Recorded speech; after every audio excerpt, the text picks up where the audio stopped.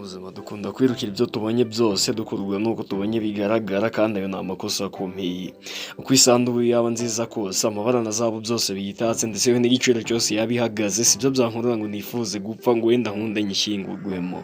Iga guhitamo cyangwa kwicuza ubigira ibyawe. Njye nitwa Raymond Green nk'ibisanzwe. Stand for Stella. Noneho mureke ntangire gutya. Wikururiye umukobwa uzi ngo wazanye ikizungereza ubonye umugore muzima w'umutima nawe uzanye umujura wo gutwara imitungo. Imyaka 5 urega umuntu ufite intego yayishinyiriza ko dufata credit muri banki y'imyaka 10 tukayishyura. Yitwa Mutesi Scovia. Wenda ntimurahura amaso ku maso ngo mugire icyo muganira cyangwa mugire indi mishinga mupanga, ariko reka mpamye ntashidikanya ko video ze zikunyura mu maso kenshi. Scovia ni umugore bamwe batanatinya kuvuga ko ari ku rutonde rw'abagore bavuga ari kumvikana hano mu Rwanda. Imyige His Excellency yahoraga n'abakoresha imbuga nkoranyambaga babandi bazwi nk'aba social media influencers. Scovia yagiye kubaza ikibazo maze His Excellency nawe ati Scovia wenda kuzi nsanzwe nkubona rwose. Ibi bigaragaza neza ko ibiganiro akora bigira kure hashoboka, akaba ari n'ahahera akora ubuvugizi ku bibazo biba byugarije abaturage kandi bikaza no gukemuka. Mu minsi yashize Scovia yafashe urugendo yigira mu misozi miremire ya Zabunagana kwihurira na General Sultan Emmanuel Makenga. Uyu akaba ayobora umutwe wa Muvoma D23 Mars uzwi nka M23. Ajya ku mirongo yo ku rugamba hisasu rivugira bagirana ikiganiro kimaze no kuribwa n'abarenga miliyoni yose. Ibi rero bimaze no kuba mu gihe gito cyane kimaze kuri YouTube. Ubutegetsi mu Rwanda nabwo ari bwo bwa Kisekedi avuga ko nubundi arwana n'u Rwanda, rimwe na rimwe akavuga bati nitsinda ririmo abakongomani n'abanyarwanda rifashwa n'u Rwanda ndetse na Uganda. Ikimwe iyo bakivuze mu byumva mute ko uyu munsi bavuga ko mufashwa n'u Rwanda na Uganda? Ibyo ngibyo bahora bivuga n'ubutegetsi bwavuye bwarabivugaga, n'abangabane ko bavuga ariko bazi ko atari byo, bazi ko atari byo. Abanyarwanda n'abavandimwe bacu ntababivanaho, ariko hari u Rwanda hari na Kongo. Ibi rero akaba ari nabyo bigaragaza ubunyamwuga mu gutangaza amakuru yashatse ahagazeho kandi azi neza. Mutesi Scovia, wenda niba nawe uba mu isi y'imbuga nkoranyambaga cyane nkanjye ukaba ukoresha WhatsApp, Instagram, YouTube, TikTok na X, byagorana ko umunsi wira video zirenze imwe za Scovia zitakunyuze mu maso. Benshi rero bamukundira kubagira ukuri kwinshi akavuga adaca ibintu ku ruhande kandi abihagazeho. Iyo ntanatinya kunenga bamwe batanitwara neza mu nshingano zabo. Abaturage bo bamukundira ko abakorera ubuvugizi ibibazo byose bafite bikaza gukemuka.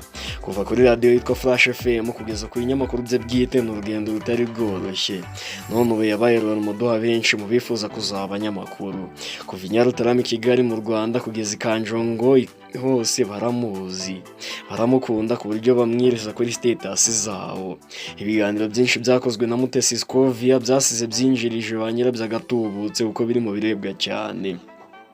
Twe ntitwitaye ku biganiro byose warebye bigaruka kuri Scovia, ahubwo reka uyu munsi mu kiganiro cya none dusubize umukunzi wacu watubajije ati ubundi Scovia ninde, ni muntu ki, akomeye bingana iki ku buryo abazi ibibazo byose akajyaho benshi baba batinye agiye gushaka amakuru.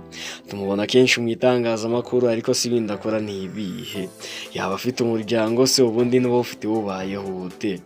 Ni byinshi wibajije kuri uyu mugore utagira ubwoba ariko kandi akananga agasuzuguro, byose bikagusiga mu rujijo ariko byose uyu munsi uraza kubyumva. babandi bifuzaga gusambanya babana mubahaye itegeko ribaha kubaryama ukurikiye inkuru yabyo. Ikiganiro cyonyine ukurikira wizeye kugiye gusobanukirwa byinshi utigeze umenya na rimwe. Ngaho niba ugeze hano bwa mbere ukore subscribe ufungure inzogera tujye tubana kenshi mu biganiro byacu. Niba ukunda Scovia ukandira like kuri iyi video. Njye wumva nk'ibisanzwe ni Raymond Green. Bahaye ikaze mwese.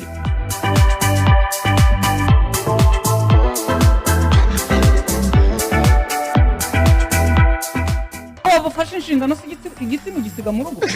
No, I think ko muri aha mwese muragafite. Nongeye cyanye ndakigenda. Inyandiko z'amateka zitari nyinshi nabashije kubona by'umwihariko zivuga kuri Scovia ntizivuga neza igihe yavukiye, ariko ngari mu kigero cy'imyaka hagati ya 35 na 40, ariko kandi akaba yaravukiye mu ntara y'Iburasirazuba, nubwo hari n'izindi nyandiko zivuga ko yavukiye mu gihugu cya Uganda. Dukunda kumubona kenshi mu biganiro akora ataka papa w'umubyara cyane. Impamvu nuko mama we yitabye Imana, Scovia n'abavandimwe be bakiri bato rwose, maze papa wabo akanga kubatanga mu miryango ngo ibarere abari ibitaho. Usibye bucura bw'iwabo kuko we yari muto cyane, niwe wagiye kuba muri famiye, nawe mu gihe gitahita agaruka, ubundi papa wabo barabarera barakura kandi nta n'ikibazo bahuye nacyo. Kuri iyo ngingo rero Scovia avuga ko ari inshuti ya se cyane bikomeye, mbese ngo birenze kuba ari umubyeyi we. Ati ntabwo nzi uko namushimira kuko kumubwira ko yakoze gusa ntibihagije. Kuba Scovia rero yarakoze arerwa na papa we byatumye akora yumva ko nta murimo ukorwa n'abagabo atakora usibye gutera inda byonyine, kandi nabyo ni kimwe kuri kimwe kuko n'ubundi nta n'umugabo utwita cyangwa se ngo abe yakonsa umwana. Ibi rero Scovia yabigaragaje neza ubwo yatangiye kugaragara mu makwa anyuranye ariya musi muri ibyo birori nyine binyuranye. Iyi rero akaba ari n'imirimo tumenyereye ko ikorwa n'abagabo gusa. Hamwe rero ngo bibaza niba bitaba ari ukwica umuco. Scovia we akavuga ko n'ubundi bahimba byinshi ku buryo usanga umukwe mukuru aribo baba bakodesheje inka, bavuga ko bakoye nayo bakaba bayidownloadinze, bityo ngo si ugiye kwica umuco rero. Hari ibyo abantu bazi ko umugabo atakora, ariko genzi ko papa wanjye yabikoze. Hari ibyo abantu bazi ko abagore batakora, ariko genda bikora. Ni ukuvuga ngo ikintu gihari ni ugutekereza gusa ngo ni iki gikenewe muri ayo masaha ngiye gukora. Kuba MC mu bukwe bitanga amafaranga, kandi sinkubeshye mu bintu nkeneye amafaranga. Seriously? Mu byumve neza abantu mudukurikiye mu byiteho, nkeneye amafaranga kandi nakoreye. Mu mpaka zigiye nkorera amafaranga. Noneho nkibaza nti MC abona amafaranga angahe? Ese ndi ku isoko ndi igicuruzwa gihari kidafite ahandi kiri, nabona angana iki? Yego. Ibyo rero umuntu iyo ampaye amafaranga akazi ke ndagakora. Cyambere nzi kuvuga mu ruhame, cya kabiri niba nshobora kuvuga imbere ya perezida cyangwa minisitiri w'intebe cyangwa mu nama irimo abandi bantu, ntabwo nanirwa kuvuga imbere y'umukwe bakodesheje cyangwa se wa umuntu. Abantu basanzwe. Ntabwo naba mvugira mu nama y'uruhame, unanirwa kuvugira mu rugo. Ariko ikibazo si icyo ngicyo. Ikibazo nuko mu muco nyarwanda uko twabibonye, ntabwo abagore bundi bajya mu ruhame cyane cyane muri uriya muhango. Biriya bintu mukina ni tiyatire. Bino bintu byitwa ikinyarwanda hariya aba ari filime.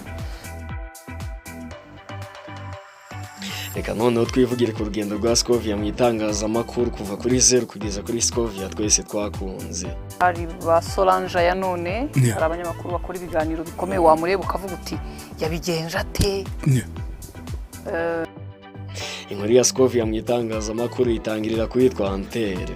Irongo niwe wamufasha amwigisha buri kimwe uko gikorwa, uko bategura inkuru, uko babaza kugeza ku buryo banandika mu mutwe w'inkuru. Naho ibyo bitari bihagije, yanegereye witwa Solange aya none amwigisha kuyobora ibiganiro n'ibindi. Yagiye gukora kuri Flash FM akora igihe tutavuga ko ari gito, ubundi nyuma y'igihe anyura ku bindi bitangazamakuru binyuranye. Urugendo rwo rukomereza kuri radio yitwa BNB Umwezi, yaje guhinduka BNB Kigali FM. Ubwo yari igishingwa rero ishinzwe na Jado Castar n'abarimo Jarik imfura yacu. Scovia nawe yaje gushyiramo imbaraga ze zose zishoboka, ubundi ari amamara bikimenya bose, natwe uyu munsi turamumenya none twanamugarutseho. Nyuma y'igihe akorera iyi radio yaje kuyivaho, ashinga ikinyamakuru cye yise Mama rwa Gasabo, kikaba ari ikinyamakuru cyandika kikagira na YouTube channel yacu yitwa ityo. Nubwo akunda ari umwuga w'itangazamakuru, Mutesi Scovia avuga ko akora ibishoboka byose akaririndaho mu muryango we kuko we ngasanga ntawe ritinya we yaba ari we wese. Mutesi ati ubuzima bwanjye bwite, umuryango mvukamo, uwo nashatsemo n'abantu bari hanze y'akazi nkora, barinda itangazamakuru n'ibisa naryo kubera ko ntabwo rigira uwo byubaha n'uwo bitinya. Iyo abantu baza babandi tubona ku mbuga nkoranyambaga, wenda ukabona barimo baratuka Scovia, ngiye ku rwego ndiho nshobora kubyakira, ibirenze ibyo nkaba nakiyambaza amategeko akabibambariza. Mutesi rero akomeza agira ati ariko kandi kuza umuntu avuga ko ndi mubi kuko ngaragara hari igihe papa wanjye atabikunda, noneho rero bakajya no gushaka ifoto ya papa wanjye bati dore barasa rwose. Icyo gihe mbaye naravuze amazina ya data nkamushyira hanze, mu by'ukuri naba naragize uruhare rwo gutuma umuntu runaka asuzugura umubyeyi wanjye, umugabo wanjye, abana banjye cyangwa se mpabukwe n'abandi. Mu kiganiro Menya Bukunde yagiranye na Rusakara kuri Keti Radio, Mutesi yavuze ko ariyo mpamvu yirinda kuvugira mu itangazamakuru imyirondoro ye yose. Akomeza ati niyo mpamvu ntari bujye kuvuga ngo nitwa runaka, mwene runaka, navutse ntya, nkora ntya, gusa uko biri kose icyo nababwira narezwe nk'uko abandi bana bose bakora mu muryango, nubwo twagize ibyago tukavukira mu buhungiro. Mutesi Scovia yavukiye muri Uganda aho ababyeyi be bari barahungiye, ariko kandi akemera ko ari n'amahirwe atagirwa n'abandi bose b'Abanyafurika benshi kuba bo barabashije gutahuka mu Rwagasabo. Aho rero Scovia yakomoza ku mateka y'u Rwanda aho abatari bake bahunze ubugizi bwa nabi bwakorewe abo mu bwoko bw'Abatutsi kuva muri 1959 kugeza kuri Jenoside yakorewe Abatutsi muri Mata 1994, bakabasha gutahuka nyuma y'uko ingabo zaho zari za RPF Inkotanyi zitsinze urugamba rwo kubohora igihugu zikanahagarika Jenoside. Kubirebana n'umwuga akora w'itangazamakuru, Scovia avuga ko iyo hari inkuru yashyize ahagaragara abantu batandukanye bakamusaba kuyireka, bavuga ko ntakiri bumarira abantu ngashobora kuyihagarika kabone n'ubwo yaba atarumva impamvu neza, ariko akabikorera kuba byahurijweho n'abantu benshi kandi batagamije inabi kuri we. Benshi rero mu bakurikira Scovia bakunda uburyo abazakabaza ntabwo bafite cyangwa w'igihunga, batubundi yuwe ntiki cyamamaza ubwoba. Scovia wakivugira ko atajya akunda kugira ubwoba cyane n'igihe yumva atari mu ikosa. Ubundi igihe yumva atari mu ikosa ntabwo bagira rwose. Hari abandi banabyuririraho bagatangira kumwita amazina amusebya bamutuka. Igishegabo, uyu mugore ni ishyano. Ese we uyu mugore anywa iki? Uyu mugore yavamo inshinzi. Ese umugabo ubu ntiyagowe?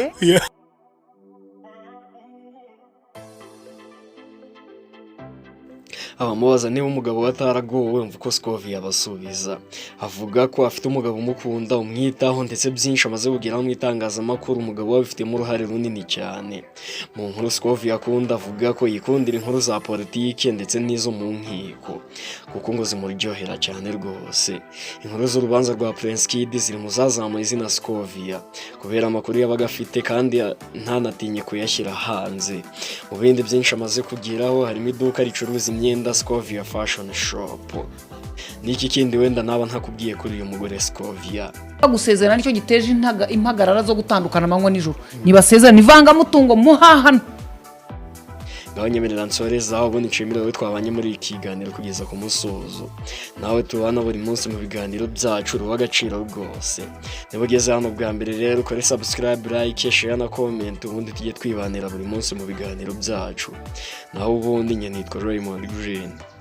Byiza byinshi nibyo mbifuriza.